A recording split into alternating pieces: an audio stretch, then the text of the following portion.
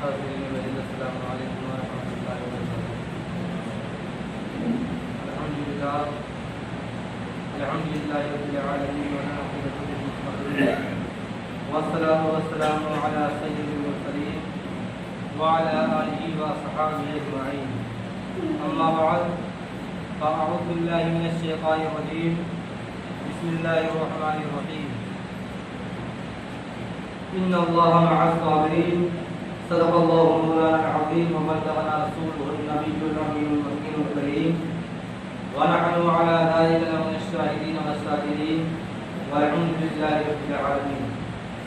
محترم سامعین، آئیے کچھ عرض و معمول سے قبل ہم اور آپ مل کر ایک آواز ہو کر اپنے آقا نامدار مدینے کے تاجدار جناب روح فدا محمد عربی صلی اللہ علیہ وسلم کی بارگاہ عزت میں درود و سلام کی تعلیم اشارت کریں اور پڑھے بابا سے مولانا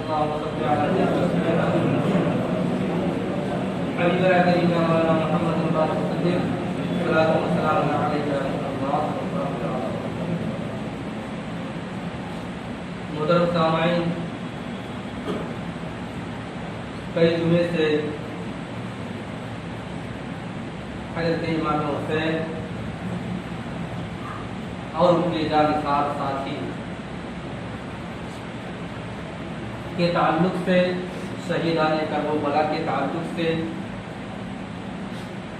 تقریر ہوتی رہی، اور انشاءاللہ آج کا جو موضوع ہے کربلا کے فوراً بعد کیا ہوا،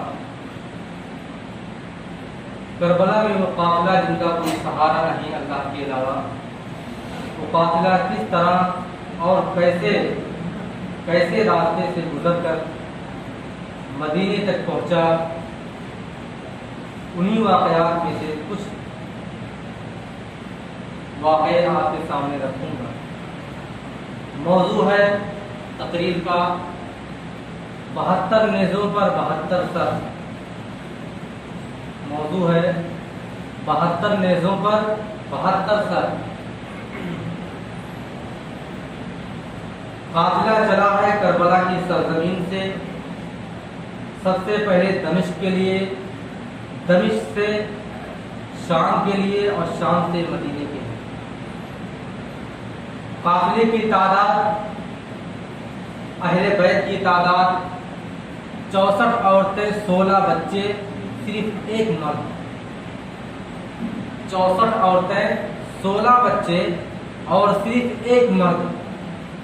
مرد کا نام امام سجاد، امام زین العابدین رضی اللہ تعالیٰ عنہ کی مقدس ذات بابرکات ہے،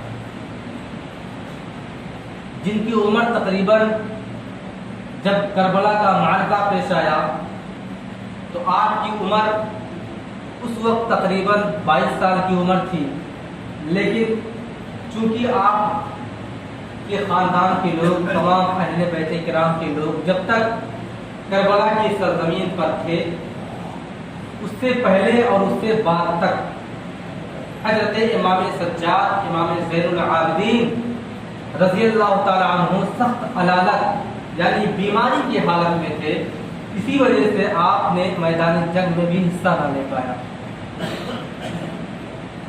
اور کچھ حضرات ایسے بھی ہیں جو یزیدیوں کے چاہنے والے تھے، ان کا کہنا یہ تھا، جو حسینی نہیں بلکہ یزیدی کہلاتے ہیں، ان کا کہنا، ان کا دعویٰ یہ تھا کہ جب تمام لوگوں کو شہید کر دیا گیا تو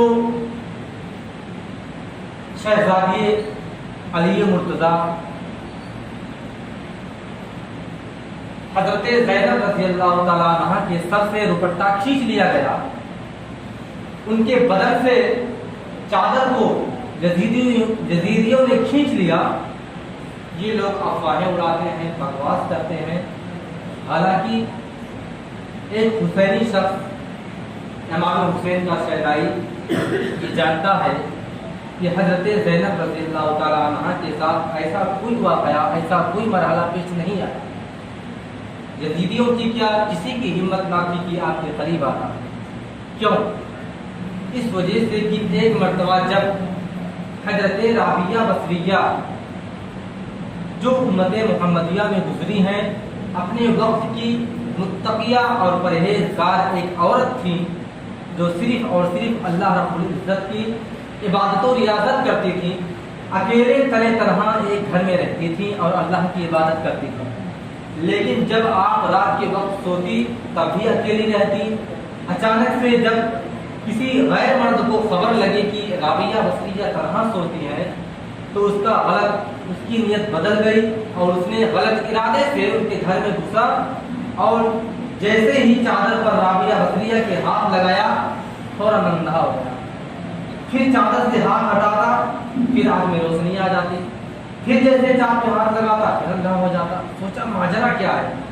آخر کار غیب سے آواز آئی، نادان، ارے تو نہیں جانتا رابعہ ہی تو سو رہی ہے، اس کا خدا تو جاگ رہا ہے، اس کا خدا تو جاگ رہا ہے، رابعہ ہی تو سو رہی ہے۔ بھلا بتائیے امت محمدیہ میں جو رابعہ بصریہ ہیں، ان کی چادر کو جب ایک غیر مرد ہاتھ نہ لگا سکا، اندھا ہو گیا، وہ تو اہل بیت کرام کی شہزادی تھی، نواسہ رسول تھی، وہ تو حضرت علی مرتضیٰ رضی اللہ تعالیٰ عنہ کی صاحبزادی تھی، ان کو بھلا کیسے کوئی ہاتھ لگا دیتا؟ بہرحال یہ سب کہنے والی باتیں تھیں، افواہیں ہیں کہ لوگ ایسی باتیں کرتے ہیں۔ بہرحال جب قافلہ کربلا کی سرزمین سے دمشق کے لیے روانہ ہوا تو بتایا جاتا ہے کہ امام زین العابدین سخت علالت میں تھے، آپ سخت بیماری میں تھے، آپ کی عمر 22 سال تھی اور دیکھنے میں لگتا تھا کہ آپ 70 سال کے ہونے ہیں۔ آپ کے اندر اتنی کمزوری آ گئی تھی کہ آپ کے بدن کی ہڈیاں تک نظر آ رہی تھی، اور لیکن اس کے باوجود آپ کو بیڑیوں میں جکڑا گیا تھا، لوہے کی زنجیر میں آپ کے بدن کو جکڑ دیا گیا تھا، اور توق جو گلے میں پہنایا جاتا ہے، توق اس وقت کی سب سے پہلی ایجاد تھی، اور دنیا میں سب سے پہلے توق جس کو پہنایا گیا وہ امام سجاد امام زین العابدین کی ذات بابرکات تھی، کہ آپ کو دنیا میں سب سے پہلے جس قیدی کو توق پہنایا گیا وہ امام زین العابدین کی ذات بابرکات تھی۔ ایسا سخت اور ایسی بربریت ان قیدیوں پر ظلم ڈھائے گئے، ایسی ظالمانہ حرکتیں کی گئی جو بیان سے باہر ہے۔ بہرحال جب قافلہ چلتے چلتے حلب ایک جگہ کا نام ہے حلب،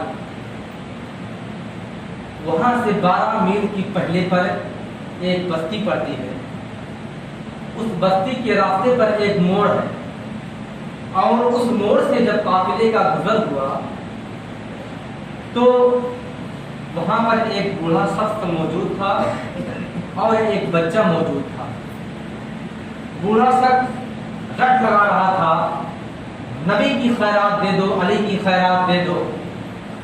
بچے نے سوچا، کہا بابا جان، بوڑھا تو وہ شخص اندھا تھا، اپنی آنکھوں سے نہیں دیکھ سکتا تھا، لیکن بچے نے بتایا، اے بابا جان، یہ جو قافلہ جا رہا شاید بہت امیر کبیر قافلہ ہے، شاید بہت مالدار قافلہ ہے، کیوں نہ اس سے اپنی فریاد ان سے کی جائے، ہو سکتا ہے کچھ ہاتھ لگ جائے، کچھ بھیک مل جائے، کچھ خیرات مل جائے۔ بوڑھا شخص رٹ لگا رہا تھا، نبی کی خیرات دے دو۔ حضرت زینب رضی اللہ تعالیٰ عنہ جب سماعت کرتی ہیں، جب سنتی ہے، تو آپ نے برسوں کے بعد اپنے نانا جان کا نام سنا تھا، تڑپ جاتی ہیں، آپ کی چیخ نکل جاتی ہے، کہتی ہے اماں فضہ، اس شخص سے کہیے کہ میرے نانا کا نام پھر سے لے لیں۔ پھر اس شخص نے کہا کہ نبی کی خیرات دیتے جاؤ، علی کی خیرات دیتے جاؤ۔ حضرت زینب رضی اللہ تعالیٰ عنہ نے ارشاد فرمایا، اماں فضہ ذرا اس بوڑھے سے پوچھیے علی سے اس کا رشتہ کیا ہے، نبی سے اس کا رشتہ کیا ہے۔ جب اس نابینے شخص، اس بوڑھے شخص سے پوچھا گیا کہ تمہارا نبی سے کیا رشتہ ہے، علی سے کیا رشتہ ہے، اس شخص نے کہا نبی کا وقت میں تو غلام ہوں، لیکن میں علی کا نوکر بھی ہوں اور علی کا مرید بھی ہوں، یہ میرا رشتہ ہے۔ پھر اس نے کہا کہ ارے جاتے جاتے علی کی خیرات کو دیتے جاؤ۔ حضرت زینب رضی اللہ تعالیٰ عنہ نے کہا उस बच्चे को अपने करीब बुलाया और कहा कि इस बाबा जान को काफिले के सबसे पिछली सवारी के पास लेकर जाओ, और जब सवारी गुजर जाए तो सवारी के कदमों के नीचे की जो धूल रहेगी उसको हटा के देख लेना, भीख मिल जाएगी, ऐसी भीख मिलेगी, इतना खैरात मिलेगा कि तेरी साथ पुस्तकें खाएंगी तो खत्म नहीं होगा। हजरत ज़ैनब रज़ियल्लाहु ताला अन्हा ने बच्चे से कहा, और बच्चे ने जब जाकर बूढ़े से कहा और उसका हाथ पकड़ा और सबसे पिछली सवारी पर ले गया। सबसे पिछली सवारी हजरत सकीना रज़ियल्लाहु ताला अन्हा की, जिन्होंने तड़प तड़प करके करबला की सरजमीन पर पानी तलब किया था, लेकिन आपको पानी नहीं मिला था। हजरत सकीना रज़ियल्लाहु ताला अन्हा की सवारी सबसे पीछे थी। वो बच्चा और बूढ़ा नाबीना सब जब पीछे जाते हैं और सवारी जब गुजर जाती है और उसके कदमों के नीचे जो धूल थी, जब बच्चे ने उस शख्स को हटाया तो उसकी आंखें सफेद हो गई, उसकी आंखें फटी की फटी रह गई। क्या देखता है कि उसकी निगाहें उस कदम के नीचे, उस घोड़ों के टापों के नीचे जब खाक हटाया है तो उसकी नजरें जहां तक जाती है सोना ही सोना नजर आता है, तमाम सोने का ढेर लगा हुआ है। बच्चा तरफ जाता है और कहता है, बाबा जान, अरे क्या करोगे इतना सोना, ये तो सोना इतना ज्यादा है कि आप भी कई पुस्तक खाएंगी तो खत्म नहीं होगा। बाबा जान ने कहा, बच्चे सोने को छोड़ दे, जरा उसका पता बता दे जिसने सोने का पता बताया। सोने को तो छोड़ दे, अरे सोने का पता जिसने बताया था वो वहां तक लेकर मुझे चल। क्योंकि हजरत ज़ैनब रज़ियल्लाहु ताला अन्हा बताई थी। और बच्चे ने कहा, अगर आप उनके पास क्या जाओगे, उनकी सवारी तो आगे गुजर चुकी होगी, उनकी सवारी तो आगे जा चुकी होगी, अरे उनके पास क्या क्या करने के लिए जाओगे।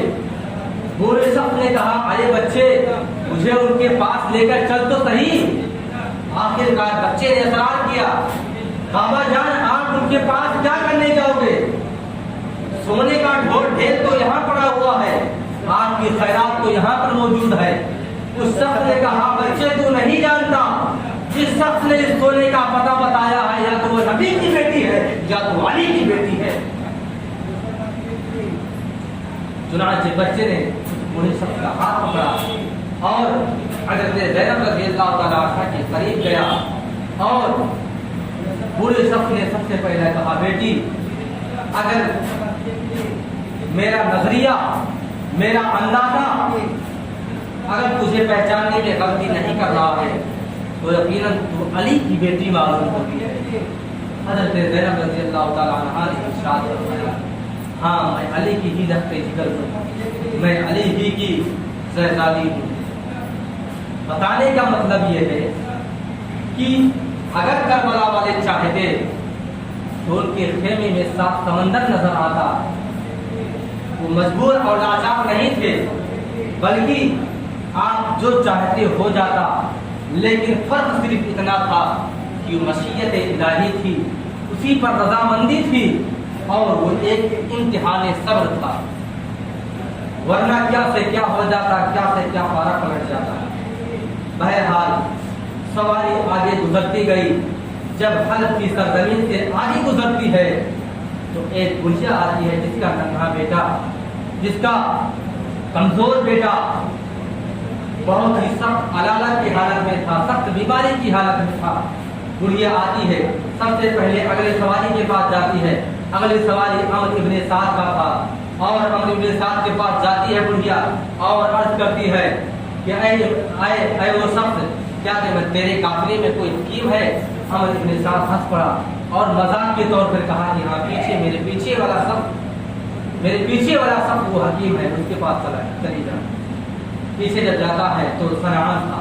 सनान वो बदबख्त शख्स था जिसने हजरत अली अकबर के गले पर सबसे पहले खंजर चलाया था। सनान के बाद बुढ़िया जब जाती है तो सनान से कहती है कि तू हकीम है? इसने कहा, मैं हकीम नहीं, लेकिन मेरे पीछे वाला हकीम है। ये सब तंजिया जुमला इस्तेमाल किया जा रहा था, उसका मजाक उड़ाया जा रहा था और बुढ़िया को परेशान किया जा रहा था।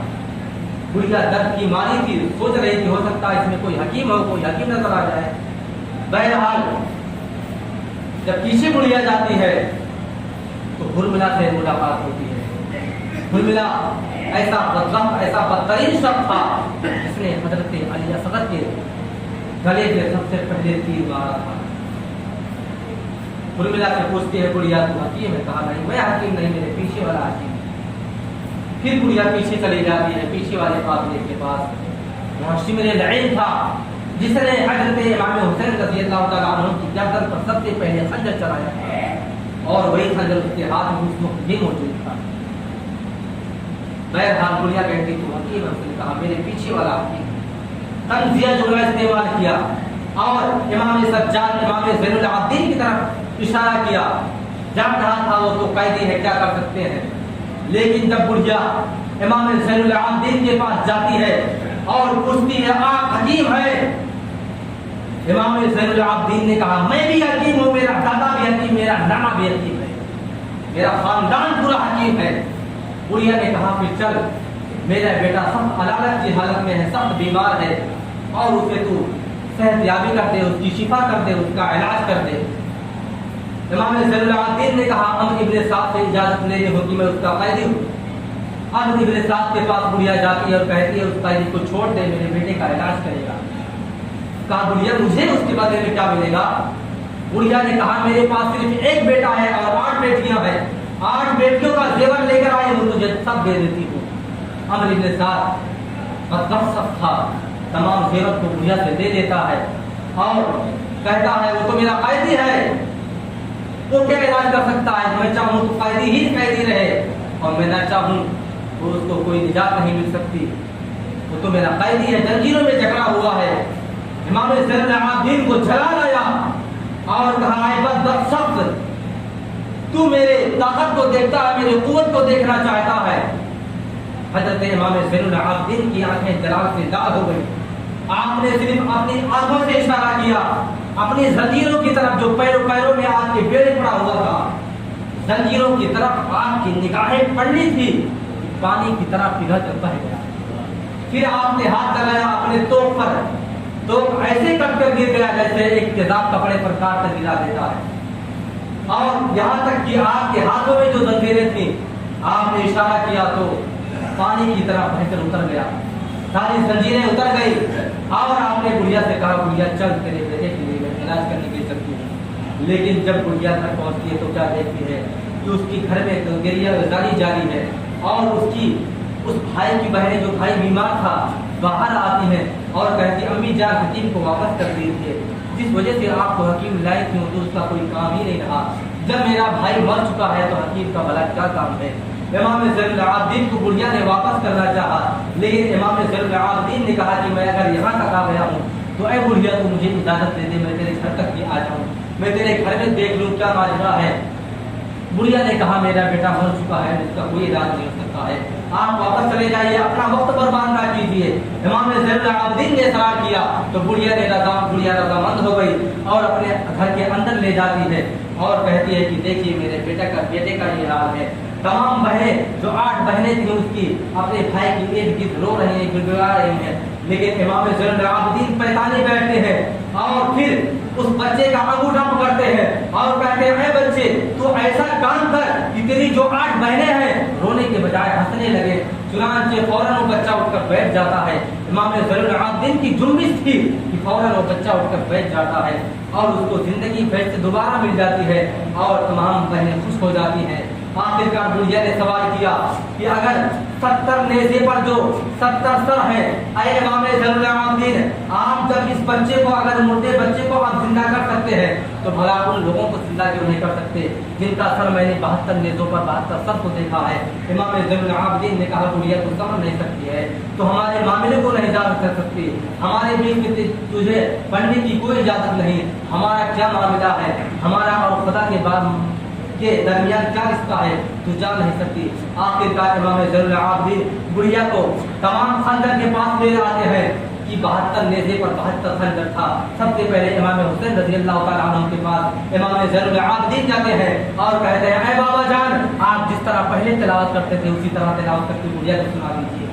चुनांचे हज़रत इमाम हुसैन रज़ी अल्लाह तआला अन्हु جیسے ان کے کانوں میں آواز جاتی ہے آپ کا سر مبارک ایک نیزے پر لٹکا ہوا تھا اور فوراً آپ کی زبان سے جاری ہو جاتا ہے یاسین والقرآن الحکیم انک لمن المرسلین۔ امام زین العابدین نے تڑپ کر کہا اے بڑھیا زندہ تو اس سب کو دیا جاتا ہے جو مردہ ہو جاتا ہے، تو یہ تو پہلے سے زندہ ہے، نہیں کیا زندہ کیا جاتا ہے؟ یہ تو قرآن کی تلاوت کر رہے ہیں، تلاوت کی قرآن شریف کی تلاوت کر رہے ہیں، انہیں کیا زندہ کیا جائے؟ تیرا بیٹا مردہ تھا، اس وجہ سے تیرے بیٹے کو زندہ کیا گیا۔ اللہ تبارک و تعالیٰ کی بات دعا ہے کہ اللہ تبارک و تعالیٰ ہم تمام مسلمانوں کو نمازوں کی پابندی کرنے کے